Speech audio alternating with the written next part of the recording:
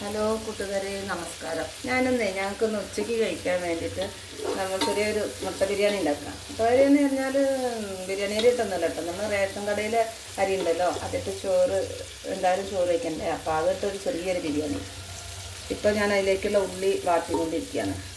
മുട്ട ഒന്നത് പൊരിച്ച് വെച്ചതാണ് കേട്ടോ. അത് ഒന്ന് ചെറുതായിട്ട് എണ്ണയിലിട്ടൊന്നിട്ട് മൂപ്പിച്ചെടുത്തതാണ്. മസാലയൊക്കെ പറ്റിയിട്ട് ഉള്ളി വാട്ടിക്കൊണ്ടിരിക്കുകയാണ്. എല്ലാ ചേരുവകളൊന്നും ചേർക്കാൻ ഇല്ല. എന്നിപ്പോൾ ബന്ധായത് കാരണം സാധനം കഴിക്കാൻ പറ്റും. അപ്പോൾ ഉള്ള വീട്ടിലുള്ള ചേരുവകളൊക്കെ വെച്ചിട്ട് ചെറിയൊരു ബിരിയാണി ഉണ്ടാക്കുകയാണ്. അപ്പോൾ ഉള്ളി വാടിയിട്ട് അടുത്തത് കാണിക്കാം കേട്ടോ. ഒന്ന് കൊടുത്താൽ ഉള്ളി ചെറുതായിട്ട് അയ്യോ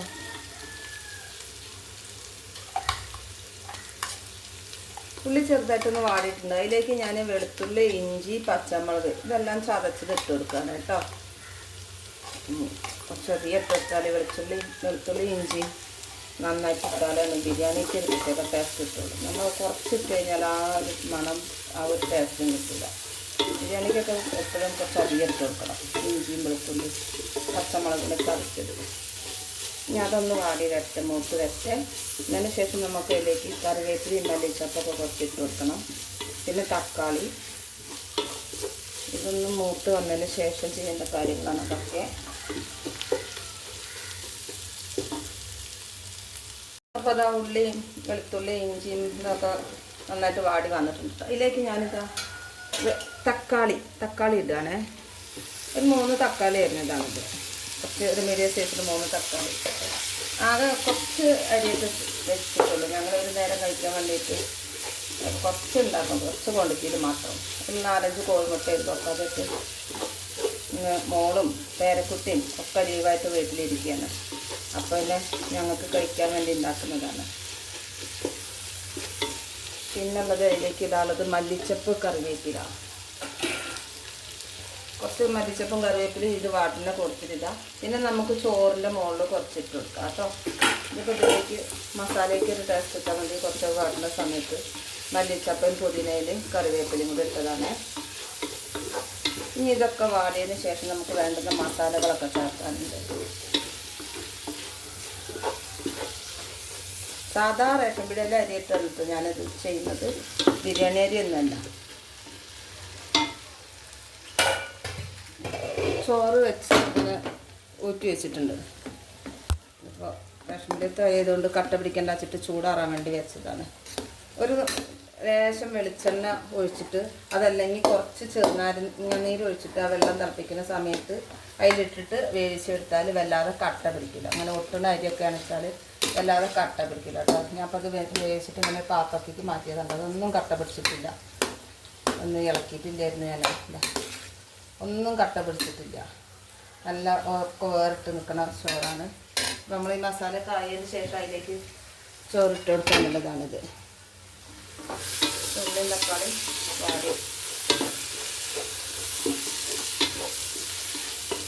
തൈരില്ല. അപ്പോൾ തൈരിൻ്റെ ആ പുളിരസത്തിന് വേണ്ടിയിട്ട് ഒരു ലേശം ഒരു സുർക്ക നമ്മൾ ഒഴിച്ച് കൊടുക്കുക. വിനാഗിരി, ചിലർ വിനാഗിരി പറയും, ചിലർ സുർക്ക പറയും. ഇത്ര മതി, ഒരു പുളിരസത്തിന് മാത്രം.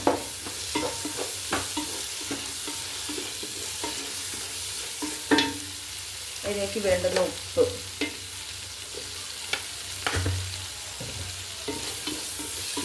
ഉള്ളി വാട്ടുന്ന സമയത്ത് ഞാൻ കുറച്ചിട്ടതാണ്. അപ്പോൾ അതാണ് ഇപ്പോൾ അതിലും കുറച്ചിട്ടത്.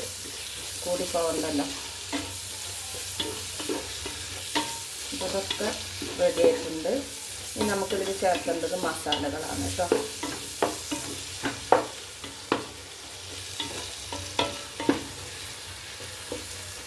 ഇതിലേക്ക് ഇപ്പോൾ ചേർത്തത് എന്താ വെച്ചാൽ, ഞാൻ ആദ്യം കറുവപ്പട്ട, ഗ്രാമ്പു, ഏലക്ക അതൊക്കെ ആദ്യം ഇട്ടിട്ടുണ്ടായിരുന്നു കേട്ടോ. അത് ഞാൻ കാണിക്കാൻ വിട്ടുപോയതാണ്. എണ്ണ ചൂടായ സമയത്ത് അതൊക്കെ അതിലിട്ടിട്ടുണ്ടായിരുന്നു സെപ്പറേറ്റ് ആയിട്ട്.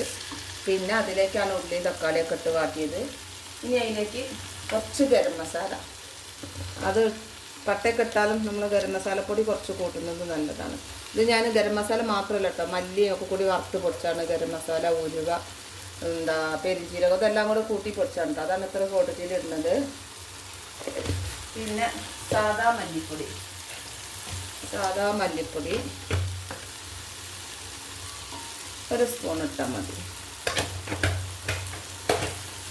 പിന്നെ കുറച്ച് മറ്റേ കുരുമുളക് പൊടിയൊക്കെ ഗരം മസാല ഉണ്ട് കേട്ടോ. കുറച്ച് മുളക് പൊടി ഒരു എരിവിന് വേണ്ടി മാത്രം കുറച്ച് കുരുമുളക് പൊടി ഇട്ടതാണ്. കുറച്ച് മുളക് പൊടി ഇട്ട് മല്ലിപ്പൊടി, ഇനി കുറച്ച് മഞ്ഞൾപ്പൊടി,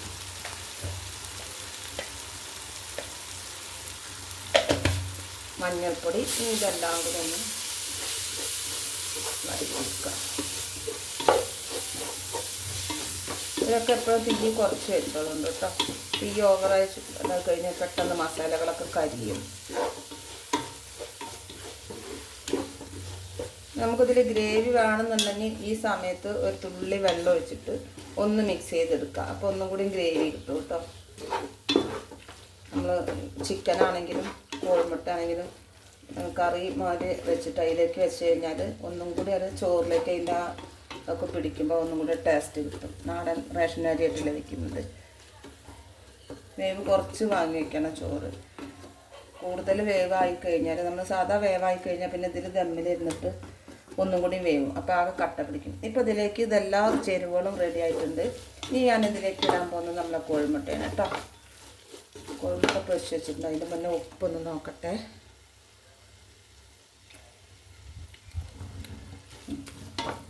ഉപ്പ് ഓക്കെയാണ്. ചോറിൽ ഉപ്പില്ലാതെ ഇട്ടാൻ മറന്നിട്ടുണ്ട്. അപ്പോൾ ഉപ്പ് ഒരു ശകലം കൂടെ ഇടണം. ഉപ്പില്ലെങ്കിൽ ചോറിലേക്ക് ഉപ്പുണ്ടാവില്ല. ഞാൻ അതിലേക്ക് ഒരു കുറച്ച് വെള്ളമാക്കാൻ പോകട്ടെ. ഒരു ഗ്രേവിക്ക് വേണ്ടിയിട്ട് തിളപ്പിച്ചേറിയ വെള്ളമാണ്.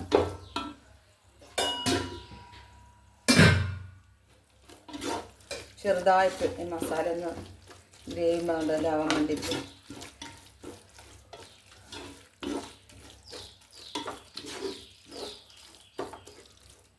ഇനി നമ്മൾ ഇതിന്ന് ഒരു ലേശം ഈ മസാല ഉണ്ടല്ലോ ഒന്ന് മാറ്റി വയ്ക്കണം. കോഴിമുട്ട ഇട്ട് ഇളക്കിയതിന് ശേഷം കേട്ടോ. കാരണം നമുക്ക് ചോറിൻ്റെ മുകളിലൊരു ഫില്ലിങ് കൊടുക്കാൻ വേണ്ടിയിട്ട്. ഇപ്പോൾ ഇതിൽ മസാല കോഴിമുട്ട പെടാതെ കുറച്ചെടുത്ത് വയ്ക്കുക.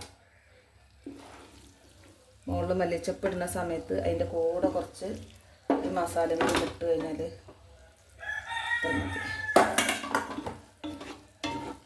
ഇനി ഉള്ള മസാലയിൽ നമ്മൾ ചോറ് മേലിടാൻ പോവുകയാണ് കേട്ടോ.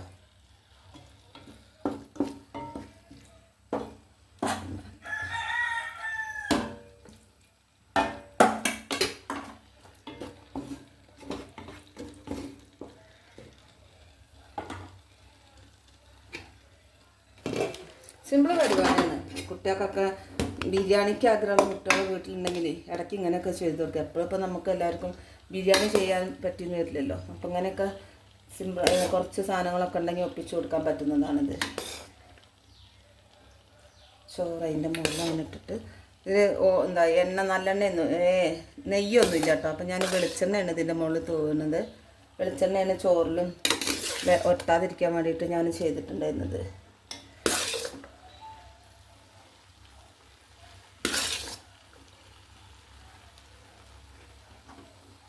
ഏറ്റവും കുറഞ്ഞ തീയിൽ വെച്ചാൽ മതിയേ. ഞാനിപ്പോൾ ചോറിൽ ഉപ്പിടാൻ മറന്നിട്ടുണ്ട്. അപ്പോൾ അതാണ് മസാലയിൽ കുറച്ചധികം ഉപ്പിട്ടത്. എന്നാൽ മസാലയിൽ നിന്ന് ചോറിലേക്ക് പിടിക്കാൻ വേണ്ടിയിട്ട്. അത് അരി വെച്ച സമയത്ത് മറന്നു പോയി. ചോറൊക്കെ ഇട്ട്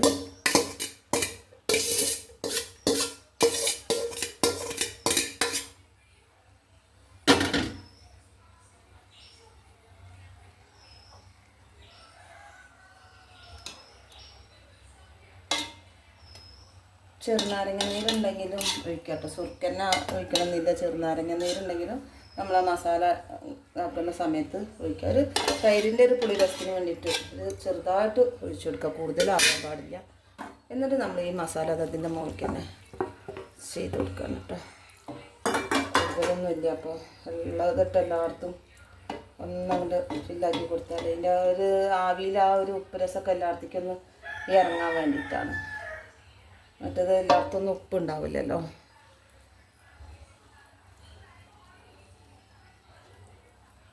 ഓക്കെ, ഇനി ഇതിലേക്ക് നമ്മൾ കുറച്ച് മല്ലിച്ചപ്പും പുതിനയിലയും കറിവേപ്പിലൊക്കെ കൂടി ചെറുതാക്കി അരിഞ്ഞ് വെച്ചതാണ്. അതിട്ടോ, പിന്നെ മല്ലിച്ചപ്പൊക്കെ എത്രയും നല്ലതാണ്, കേടില്ലല്ലോ. നമ്മൾ കൂടുതൽ കുറച്ചധികം ഇട്ടുമെന്ന് വിചാരിച്ച് കേടൊന്നുമില്ലല്ലോ. അതിൻ്റെ മുകളിൽ ഞാനൊരു കുറച്ച് വെളിച്ചെണ്ണ തൂകുന്നുണ്ട് കേട്ടോ.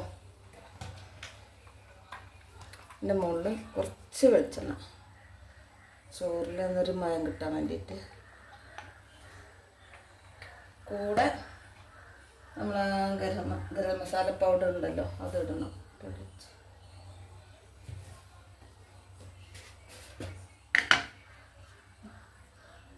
ചെറുതായിട്ടൊന്ന് വിതറി കൊടുത്താൽ മതി കേട്ടോ.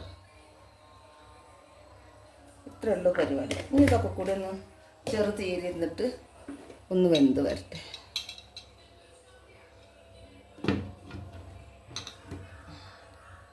ഓക്കെ, ഇനി ഇത് റെഡി ആയതിന് ശേഷം വീണ്ടും കാണിക്കാം. അപ്പോൾ കൂട്ടുകാരി, അപ്പോൾ അതാ നമ്മുടെ കോഴിമുട്ട ബിരിയാണി ഇവിടെ റെഡി ആയിട്ടുണ്ട് കേട്ടോ. അപ്പോൾ ഞങ്ങൾ കഴിക്കാനുള്ള തയ്യാറെടുപ്പിലാണ്. അപ്പോൾ കഴിക്കുന്നതിന് മുന്നേ ഒന്ന് മിക്സ് ചെയ്ത് ഒക്കെ ഒന്ന് നിങ്ങളെ കാണിക്കാമെന്ന് വിചാരിച്ചു. നമ്മൾ സാധാ ചോറ് തന്നെ കേട്ടോ, അതിട്ട് ഇങ്ങനെ മസാല ഇട്ടിട്ട് ഉണ്ടാക്കാനും നോക്കണം. പിന്നെ അതിൻ്റെ എല്ലാ ചേരുവകളും ചേർത്താനൊന്നും നമ്മളിട്ട് ഉണ്ടായിട്ടില്ല, തൈരും മറ്റുള്ള മസാലകളൊക്കെ. അപ്പോൾ അത് ഉള്ളതിനനുസരിച്ചൊരു ചെറിയൊരു കുട്ടികളെ കണ്ണുപ്പൊടിയിടാനുള്ളൊരു പരിപാടി ഉണ്ടാക്കിയതാ. അപ്പോൾ അതാ കുഴപ്പമൊന്നുമില്ല, ടേസ്റ്റ് ഉണ്ട്. ഞാൻ ഉപ്പ് ചോറിൽ ഉപ്പിടാൻ മറന്നിരുന്നില്ലേ, അതാണ് ഇപ്പോൾ മസാല ഇട്ടൊന്ന് ഇളക്കി വെക്കാമെന്ന് വിചാരിച്ചത്. അപ്പോൾ ഇങ്ങനെയാണ് ഇപ്പോൾ നമ്മളെ ചോറ് ഇരിക്കുന്നത്. അപ്പോൾ ഞാൻ മക്കളുണ്ട് ഇവിടെ, മോളും പേരക്കുട്ടി. അപ്പോൾ അവർ ലൈവ് വരാനൊന്നും കൂട്ടാറില്ല. അപ്പോൾ അവർക്ക് ചോറ് വിളമ്പുകയാണ്. അപ്പം ഒന്ന് അതും കൂടെ കാണിക്കാമല്ലോ എന്ന് വിചാരിച്ച് കോഴിമുട്ടയും ചോറും കൂടെ വിളമ്പുകയാണ്.